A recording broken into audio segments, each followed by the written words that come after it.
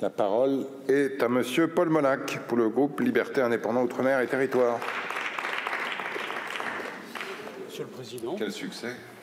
Oui, je me demande ce que j'ai fait pour mériter ça. Alors, on va voir si vous le méritez. Monsieur le Président, Madame la Ministre, mes chers rapporteurs, Monsieur le Président de la Commission des lois, les 67 jours du gouvernement démissionnaire de notre collègue Attal en 2024 ont été marqués par une absence totale de contrôle du Parlement.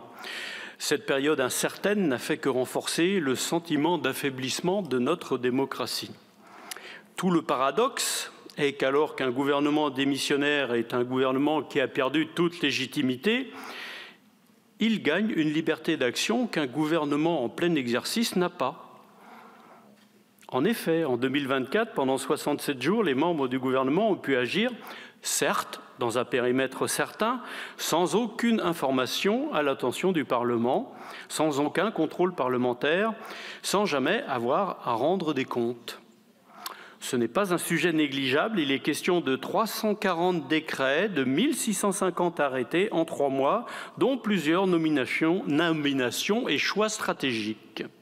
De plus, notre groupe rappelle que la période d'affaires courantes implique avant tout que notre Assemblée perde son arme principale, la capacité de censurer le gouvernement, ou la possibilité de questionnement avec l'arrêt des questions d'actualité au gouvernement.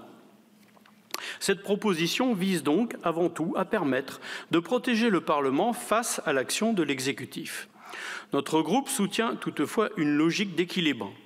Il est nécessaire de permettre la continuité de l'État et des services publics pour ne pas tomber dans l'instabilité, mais il faut également assurer une juste information et un contrôle par les parlementaires. Notre groupe salue le choix de définir plus précisément les 3 cas où le gouvernement voit son action limitée: la démission acceptée par le président, la censure et le rejet du discours de politique générale. Notre groupe aurait également souhaité inclure le cas de la dissolution. L'exécutif devrait en effet, selon nous, se cantonner aux affaires courantes en cas d'élection anticipée. Notre groupe est bien entendu favorable à la création d'un nouveau régime d'information et de contrôle des assemblées en période d'affaires courantes. La liste des actes concernés, qui s'inspire du régime de la loi de 1955 relative à l'état d'urgence par sa complétude, permettra de redonner toute son utilité au contrôle parlementaire. Nous soutenons également l'article 1er qui donne intérêt à agir au président des chambres et des commissions pour contester la légalité de certains actes devant le tribunal administratif.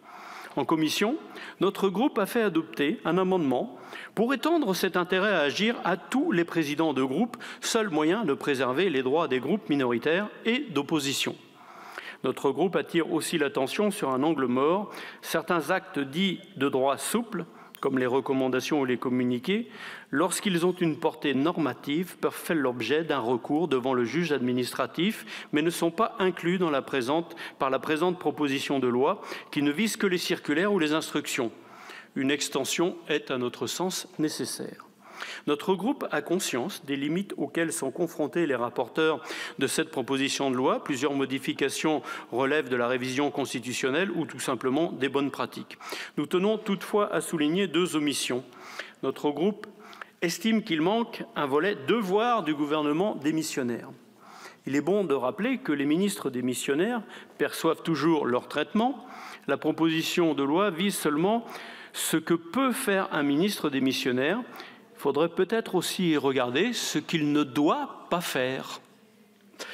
En effet, en 2024, beaucoup de territoires se sont retrouvés délaissés. Certains députés ultramarins de notre groupe ont souligné l'impossibilité d'obtenir des informations ou une aide de l'administration centrale ou du gouvernement.